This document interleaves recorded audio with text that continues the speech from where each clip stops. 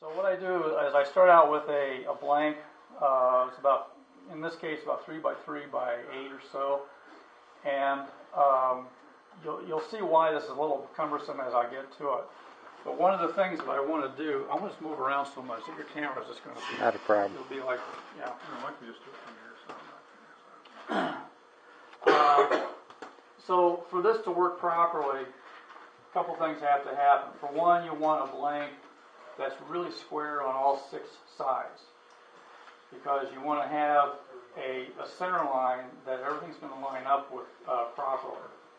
And the idea is, if I want to make a shape like this one on the end here, that kind of dark blue-green one, what I'll do is I'll allow space.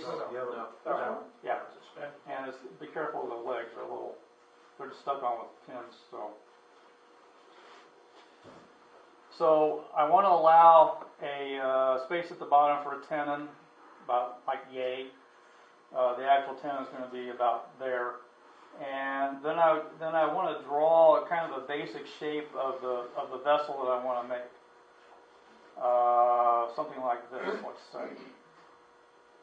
And this is just a rough idea, just to give me an idea where the wide point of the vessel is going to be. And I found that it looks better to have the pins in the widest part of the vessel. Now you could turn that on its head and do it the narrowest part or a real narrow part. But in general, I get a pleasing composition when I have the supports where the widest part of the vessel is. So that's going to be up somewhere around in this neighborhood. Everybody can see this, okay? Point it at the camera. Oh, okay, sure. I don't know, can you see it? Yeah. Okay. So I've done this kind of a basic outline, and I don't really care about, getting a good drawing. It's all going to disappear anyway. And I know that the wide point of it's going to be somewhere around in here. So I had already done a little preparation on this, and I drew a line right down the middle, and then I can just say, okay, I want to put the pins right about here. And as I turn this, I want to make sure that I have this point to be to remain the widest point in the vessel, and I'll show you how I achieved that. So I've done the drawing, I've done that, and I've also marked on the ends as centered as I can possibly get. If I get, sometimes you'll just take a block and stick it on there, and if it's off, it doesn't matter. In this case, because of the geometry of everything, when this is turning, I want this to be as centered as possible, because if it's off, then the holes are going to be off. Okay? So everybody got that? Oh, one other thing I forgot to mention is don't wear a watch when you're turning. I see that all the time. I don't want my Rolex getting all messed up. But a $10 one I got in the street. It's reasonably accurate. All right, so I've got that point. Now the other thing is this is a pretty plain piece of wood. There's not much character to it. Generally speaking, when you're going to do one of these, you'll have a piece that's maybe got a really interesting grain on one side, kind of a flat grain, and on 2 faces, and the other 2 faces are going to be straight. So you want to look at the block and decide which face you want facing out, because that's where the interest is going to be. So you want to put your mounting holes on the other sides. So if this had a really interesting wild grain going on, I would want that to be the face, and I would put the holes on the sides. On this one, it doesn't really matter. That's the other advantage to using this fixture, is that you can make that decision once it's already been turned. So anyway, I've marked all this out, and I know about where I want my hole to be, and I put a center line here. And so I'm going to come over to the drill press, and we had already set this up earlier for the sake of time. If you, does everybody have a drill press? How many of you, is there anybody that doesn't have a drill press? Okay, it's sort of like an essential item to have. It's really advisable to add a separate table to the top. And this one is kind of about the same size as the metal table, But if you put a bigger one on it, then it gives you room all around to clamp stuff too. So you can clamp fences on it. You can get a lot of aftermarket tables. Rockler has a whole big line of them, and they really come in handy. And you can make one. I mean, all you need is a board, is a piece of plywood, and screw it in from the bottom. Just a basic table. And it really it makes the versatility of the table a lot greater, especially being able to clamp a fence on and all that kind of stuff. So I've got this marked. I've got the center marked. Now I'm just going to drill a hole maybe an inch or so deep, and because now this is not completely square on the bottom, it's close enough. So because this has been squared off, I only have to measure one side, and I can just take it, you know, I've got a stop block here, the fence here, I can take it, turn it over, and drill a hole on the opposite side, and I know that they're actually both going to line up. If you tried to do this by measuring it each time, it's probably going to be off. So this is like just a carryover from the furniture days where you did set up fixtures to make multiple repeatable cuts like that. So anyway, and if I'm saying a lot of things that seem like, well, duh, of course,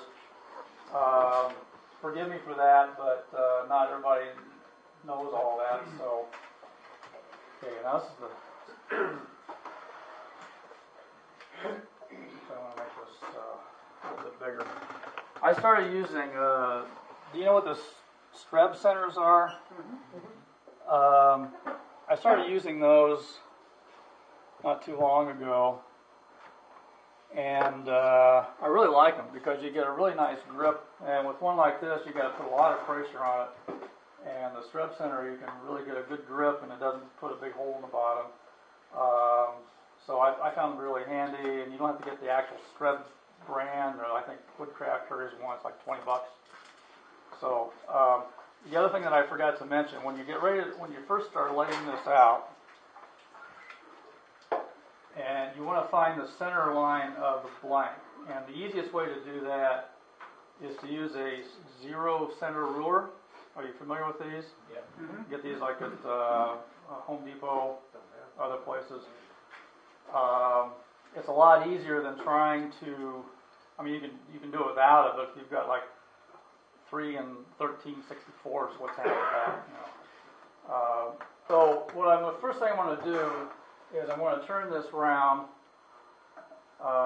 and I've drilled the holes so I know. I've drilled them deep enough so I know that they're always going to be there. So I'm going to put on my little goggles here. And the other thing with the safety is you never stand right in front of the block of the wood when you turn the lathe on.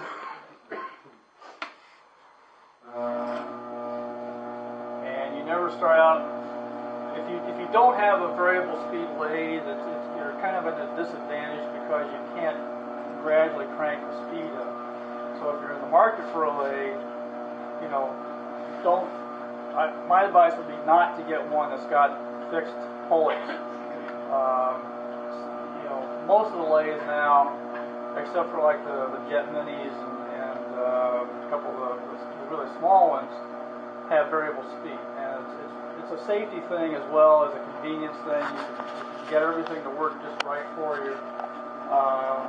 By adjusting the speed. So definitely want to recommend that. Now, I have no idea what speed this is actually going at, but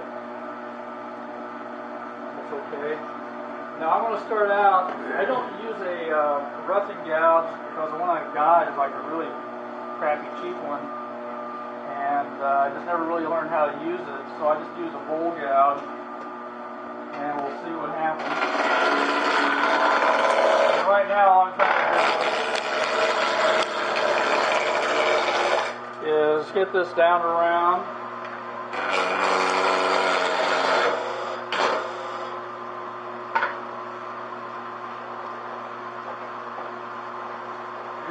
I don't know what the limit of the travel is. More than that, yeah, I would think. That's the other advantage of that spread center, is that it really grabs the loosenings better.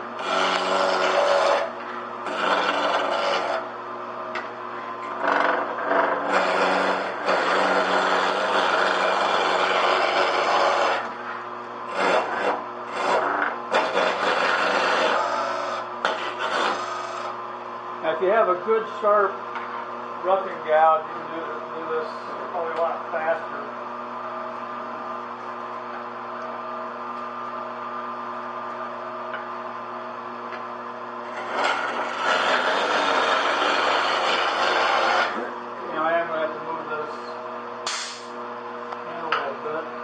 Never do this.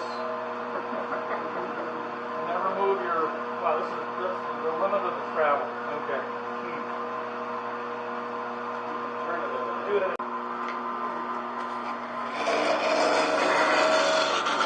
Now, one of the things I like to do is when I'm roughing out like this. Can everybody hear me? Okay. Yeah. Okay.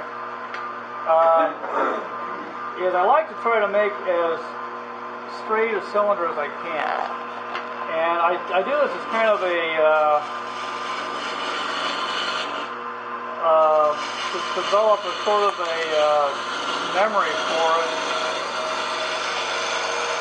because you never know when you're going to want to make a straight side for something. I mean, you might want to do a rolling pin, or you might have something that where you want the sides to be straight, maybe not parallel straight, but maybe at an angle, but straight. So if you kind of get in the habit when you start turning of just making as straight a cylinder as you can, you sort of develop the muscle control for it, and then your brain will kind of remember that. So when you really want to do it, you've already got it built in.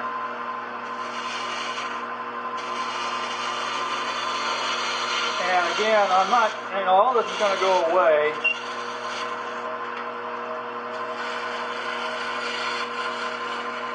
I'm just trying to get it down to a reasonable cylinder, and I'm keeping my finger in back of the tool rest a little bit. That's probably close enough. Okay, well, it's off a little bit, that's all right. So, it's very quick, because all you have to do is push it in, and you automatically get a tenon. And the other thing is, you can go sideways with these. You can cut at a side angle.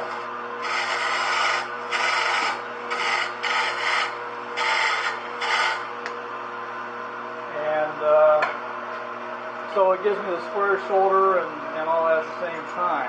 This is, again, something you shouldn't do. There's a lot of do as I say, not as I do going on here. Now when you use these tools, you don't normally want to cut with the entire face of it. I mean, you can, but it takes a lot of, it puts a lot of pressure on the wood. But if you only use like half the face or something, you get a much smoother cut, and it's a little safer that way. So we'll see how that is. Almost there.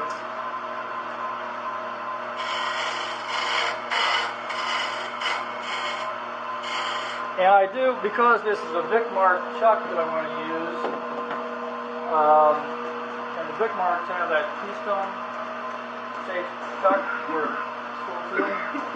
So I'll just use a skew